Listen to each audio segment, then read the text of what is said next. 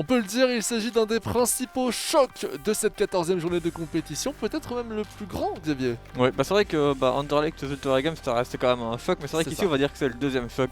Genk, Standard déjà de base, c'est deux grandes équipes de notre Pro League générale. Et puis ici, voilà, c'est deux très très bons joueurs.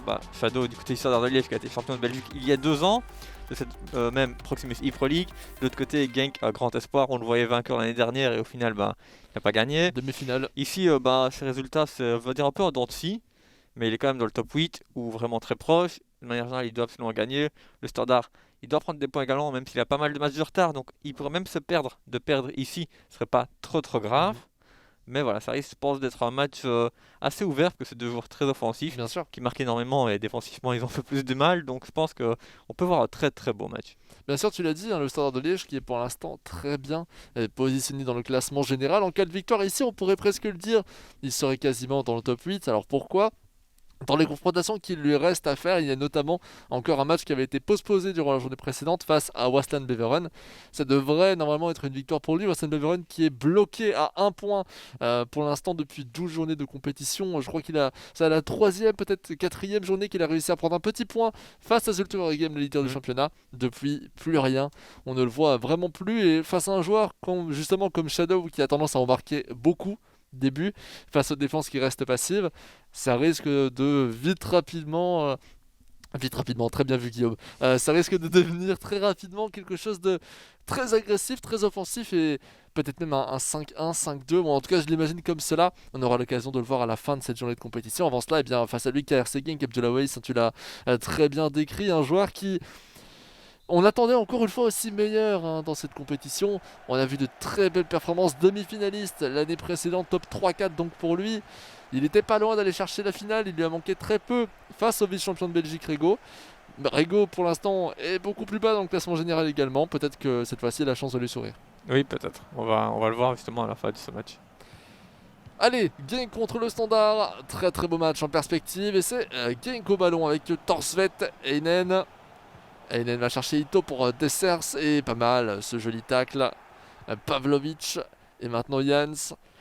Comment est-ce que ce match va s'agencer ? C'est vraiment une excellente question à se poser.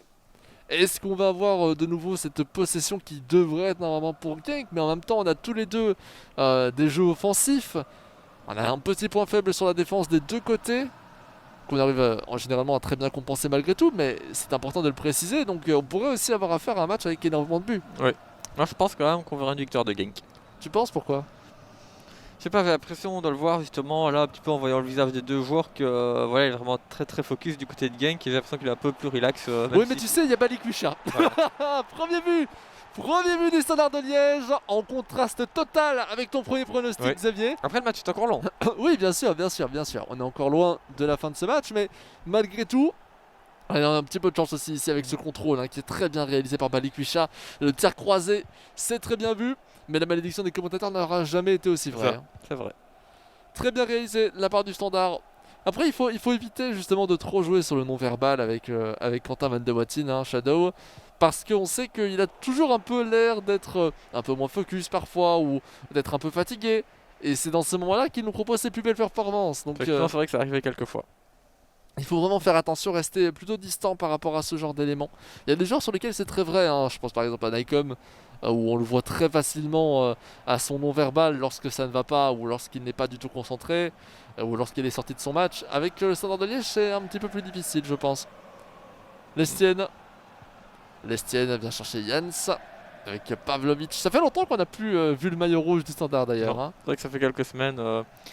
Ouais, il y a une semaine où attention, oh l'arrêt de l'homme et le but 2-0. C'est bien vu de la part de Shadow avec la même célébration. On est en train de dominer cette confrontation finalement, en tout cas au niveau des réalisations de ce magnifique club. Ouais, ça devient compliqué pour Genk. Et oui, mais malgré tout, je pense qu'il ne faut pas trop non plus accorder d'importance. Non, je pense que voilà, tout peut arriver dans ce match, mais c'est vrai que après 15 minutes de jeu, si tu perds déjà 2-0, on va dire que t'es pas forcément dans une bonne situation. Non, mais dans un match offensif comme celui-ci, on savait, on vous l'a dit que ça allait probablement partir dans un peu tous les sens. Donc ça va également être un scénario de match tout à fait plausible que de voir 5-5. En plus, en voyant que Genk, n'est pas si longtemps que ça d'ailleurs, a fait un score similaire. Ça annonce du très très bon pour cette confrontation. Il a déjà remonté des gros scores, il est encore capable de le faire. Et peut-être ici avec Dessers.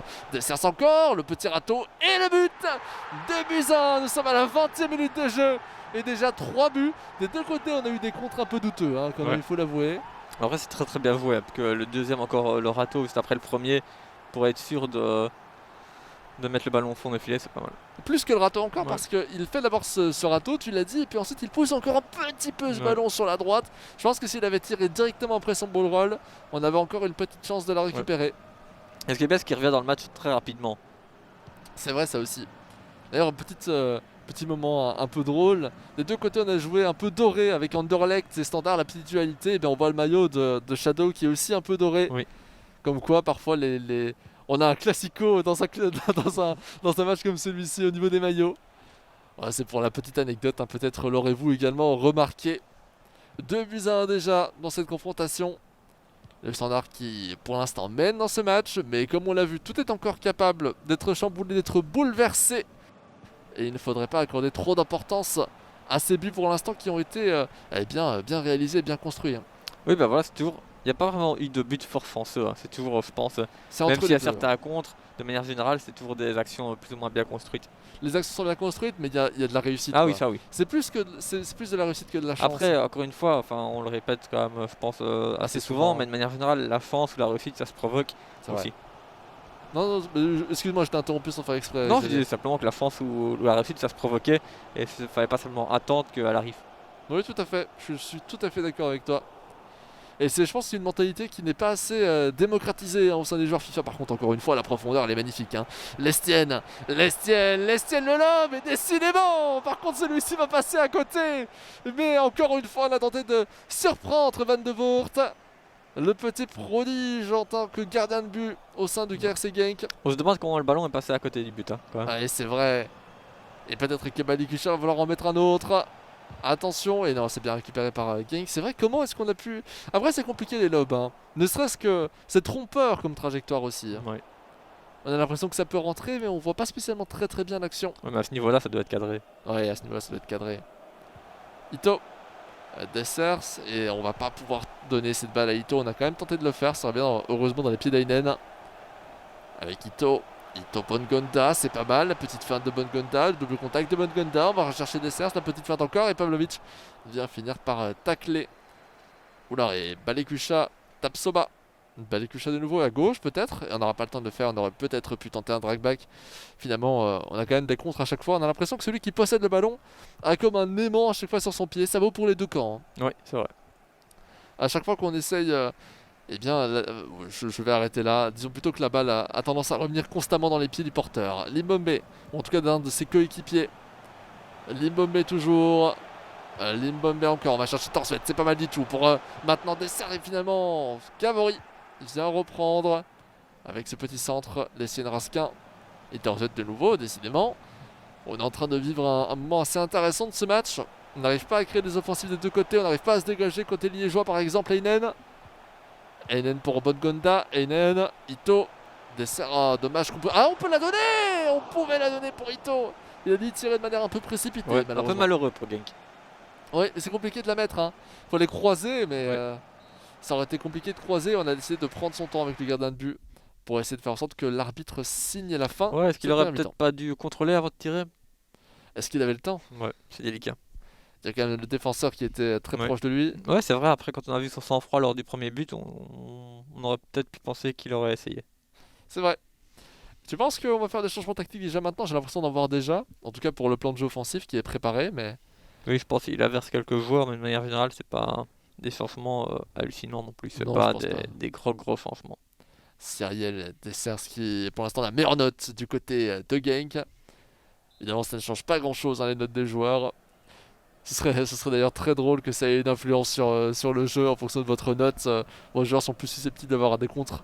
Je pense que ce serait pas spécialement une bonne chose, hein, en termes de gameplay. Non, c'est vrai que ça pourrait être un peu plus allez, d'action aléatoire. Ouais, ou alors on le fait en option en mode carrière, hein, lorsqu'on contrôle qu'un seul joueur, faire en sorte que la note des joueurs en question leur donne plus de niveau, plus de motivation. Ouais, apparemment, s'ils sont en confiance, pas en confiance en fonction des passes ratées ou réussies. Par exemple, malgré le pic de forme qui arrive déjà, bon voilà, évidemment on sait bien que les développeurs d'eSport nous écoutent hein, tous les jours, hein, ils regardent même les rediffusions constamment, ils peuvent pas se passer de nous, donc voilà, on leur donne quelques petits tips quoi. Lestienne, à droite. Lestienne, c'est pas mal, Arteaga qui va tenter de la récupérer, c'est bien fait, c'est bien réalisé. Ce tacle debout en un contre 1. 51e minute de jeu.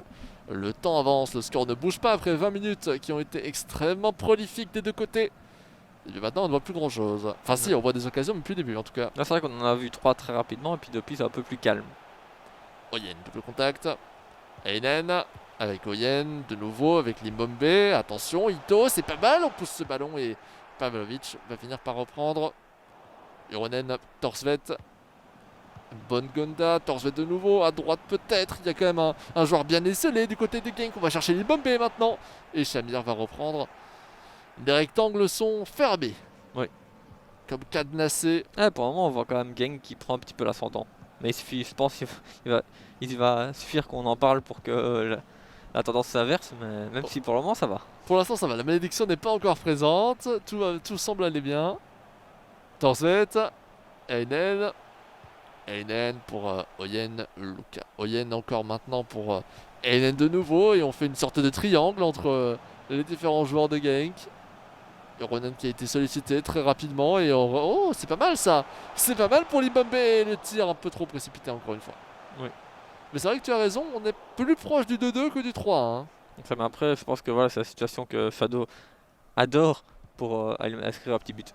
Bien sûr, les contre-attaques et puis de manière générale, on sait que c'est un joueur qui a tendance à vouloir garder un score comme celui-ci. Il laisse la possession sur son adversaire, c'est normal qu'on ait l'impression qu'il domine. Dans les faits, je ne suis pas sûr que ce soit nécessairement le cas. Hein. C'est aussi une volonté liégeoise de laisser le jeu. Je pense en tout cas. Allez, c'est pas mal avec Shamir. Shamir pour Oulare, c'est but ça. Oh, Munoz. Ah, Munoz qui vient un peu sauver son équipe. La profondeur, l'espace qui avait été laissé à Oulare, si je me trompe pas, ou alors c'était Oulare qui avait fait la passe en tout cas au standard, était énorme. Et Balikwisha par contre là qui rate son contrôle.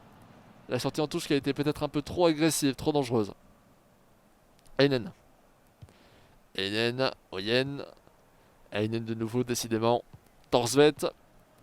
Vraiment on a l'impression qu'on se sert du point d'appui qu'a Einen dans ce match beaucoup du côté Genk. Yes. Bonne Gonda. Et bien vu de la part de Jans. Pour aller relancer Tapsoba. Shadow qui doit vraiment créer quelque chose ici.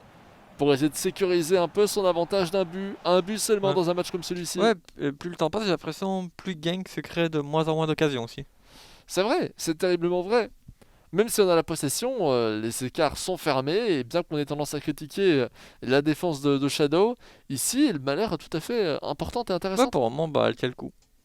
Après, reste encore à voir après les changements tactiques de la 70e. Ouais, il reste 20 minutes, donc tout peut arriver. C'est vraiment factuel, hein. C'est toujours à la 70e minute de jeu environ que les joueurs décident de faire l'ensemble de leurs changements tactiques. Ouais, parce qu'il reste du temps, pas trop, mais pas trop peu non plus, donc c'est vraiment, je pense, le juste milieu. Ouais, c'est vrai. C'était plus ou moins, on va dire, à la moitié de la deuxième période. Un petit souci de FIFA, je trouve, c'est cette notion d'endurance, qui je trouve toujours trop élevée, hein, notamment en mode 90. On a l'impression que les joueurs restent dans le vert jusqu'à la fin du match, quoi qu'il arrive, pratiquement à chaque fois en tout cas. En fait, tout dépend de ton style de jeu, si tu joues avec un pressing haut ou pas. Ouais, c'est rare les pressings. Attention Sylvestre. Sylvestre et c'est beau tacle. Après, effectivement, si tu fais un pressing constant du début à la fin, là on sera dans le rouge, mais voilà. C'est censé être normal. Ah bref, ce n'est que mon avis. Hein. Ito, pas mal. C'est pas mal tenté. Rosowski qui a failli réussir à la reprendre. Je m'attendais pas du tout à ça. Le standard de Liège qui paraissait beaucoup plus apte à la reprendre. Et justement, le standard à l'attaque avec Sylvestre. Sylvestre à droite. C'est pas mal du tout, mais on ne peut pas s'ouvrir l'espace pour l'instant. Cherchant l'appui de Raska. Faille avec Balikwisha. Oulare, on a fait le tour. Maintenant, on va devoir revenir dans l'autre sens avec Carcella. Et Carcella qui donne ses ballons un peu chanceusement avec Balikwisha. Et le but! Le but magnifique, pleine lucarne, en tout cas pratiquement en pleine lucarne. Mais encore une fois, ça part d'un petit contre, d'un petit geste avec un peu de réussite et on arrive à tirer derrière. Et voilà, au final, bah voilà, le standard peut respirer un peu plus. Ouais, beaucoup plus. Hein. Très clairement. Munoz, Rozovski pour Oyen, avec Bongonda, Limbombe. On fait tourner avec l'ensemble de la possession de la structure de Genk. Finalement, ce sera quand même récupéré par le Standard qui fait un très bon match. À part ce petit but encaissé, on peut le dire, il a été très solide défensivement. Ouais, voilà, cette fade première mi-temps et cette début de deuxième, mais depuis, au final, il fait quand même un très très bon match du côté du Standard. En tout cas, un match très intéressant face à un de ses concurrents directs. Et il a pas raté énormément d'occasions non plus du côté du Standard. C'est vrai. Quelques-unes, mais moins, je pense. Ça veut dire aussi qu'il n'en a pas eu beaucoup. En soi, je crois qu'il a dû en avoir 5, Oui, voilà. 6. Carcella, attention. Carcella toujours. La petite fan de Carcella, elle est largement typée par Munoz. Le problème, c'est que prendre de l'intérieur aurait été compliqué vu la vitesse de pointe de Carcella. Limbombe et la profondeur qui va être donnée. C'est la balle de 3-2, peut-être pour Oyen qui doit la mettre celle-ci. Et c'est but. Très beau tir premier poteau. On avait bougé le gardien pour un tir croisé. C'était un choix. Ouais. Et il ne s'est pas avéré payant. Rien n'est fait, Xavier. Ouais, c'est vrai. C'est vrai qu'en déplaçant le gardien, il a un peu ouvert le but pour Genk. Ouais, bah oui, mais bon, c'est un choix. Hein. Ouais, c'est ça. Ça aurait pu payer. Normalement, dans cette position, la plupart des joueurs vont faire un tir croisé. Et Genk a très bien joué le coup en attendant le dernier moment et en proposant une action à la toute fin.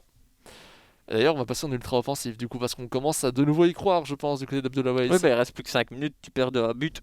Donc tu dois essayer de presser. Parce qu'au final, 3-2, 4-2, c'est pareil. C'est 0 points. Ouais, bien sûr. Et vous voyez là, notamment les choses d'endurance, on approche de l'orange, du jaune, plutôt du jaune d'ailleurs. Mais on n'y est toujours pas. Toujours dans le vert pour l'instant. Et l'occasion peut-être de placer des points de vitesse. On a fait monter Rozovski, on a fait monter personne d'autre pour l'instant. Non. On décide de garder cette structure, c'est étonnant. Ne faire monter qu'un seul joueur en tout. Ah, Oyen était peut-être monté à la mi-temps. Ah, j'ai l'impression qu'Oyen est quand même plus frais. Donc je me trompe peut-être à ce niveau-là. Du côté liégeois, on a fait tous nos changements, hein, avec la montée de Carcella, la montée de Sylvestre, notamment, et Faye également. Les 3 changements ont été proposés. 2-3, 85e. Le match qui se relance. Et c'est le moment de confirmer pour le Standard et de s'affirmer du côté de Genk. Et pour toi, le score va rester assis ou on va encore avoir quelques buts? Pour moi, j'aurais un but. Je prends un risque parce que c'est un pronostic qui n'est pas facile, hein, cote à 25, mais bon, j'exagère peut-être un petit peu. Mais je pense quand même qu'on aura encore un petit but. Bodard, je ne sais pas de quel côté, hein, par contre. J'ai l'impression que Abdoulaye va tellement aller vers l'attaque que ça va laisser une opportunité, voilà, comme celle-ci. C'est hors-jeu, hein, je pense. C'est hors-jeu pour Sylvestre, mais que ça va entraîner un but d'une manière ou d'une autre. La question, c'est de quel côté, quoi. Oui. Limbombe, Ito, Bongonda, la croqueta. On revient vers Heinen et qui ne pourra pas pousser ce ballon. Ça revient dans les pieds liégeois. Sylvestre qui fait la mauvaise passe. C'est Munoz. 89e, presque 90e. Dernière action de ce match. Oh là là.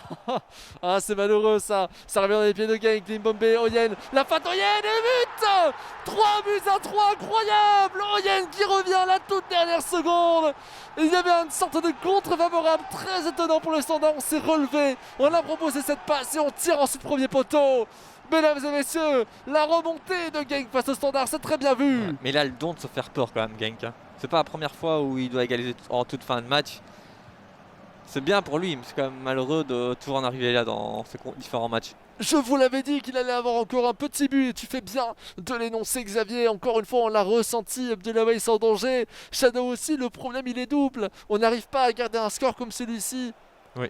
Alors qu'on était en train de mener 3 buts à 1, il y a de cela encore 10 minutes de jeu, on a fait les changements tactiques et tout a changé. C'est ça. Et au final, bah voilà, c'était un choc, une grosse affiche. Et je pense que bah, là, voilà, les deux joueurs ont répondu présent, nous ont offert du beau spectacle. On a quand même vu 6 buts dans ce match. On a vu ben, voilà, un score un peu, je vais pas dire improbable, mais sur papier, moi personnellement, je voyais Genk supérieur. Et puis il était mené 0-2. Oui. Il arrive à revenir à 3-3. Donc franchement, c'était un beau scénario de match également. Oui, très très très beau match. On espère que vous avez passé beaucoup de plaisir à suivre cette confrontation avec nous. Comme vous pouvez le voir, eh bien, les différents résultats pour l'instant de cette journée de compétition, avec notamment la victoire 2-0 d'Anderlecht face à Silterberg, c'est le grand temps fort, hein, Oui. on peut le dire. La première défaite du leader, la victoire de la Gantoise 4-1 face au Cercle des Bruges et le match nul que vous venez d'observer entre Genk et le Standard. Petite capsule ? Petite capsule. Rego, Anthony Rocchetti, le joueur de Moukron qu'on aura encore l'occasion de voir 2 fois, si je ne me trompe pas. Une fois en match normal et une fois en match post-posé, notamment face au Standard de Liège. On l'écoute.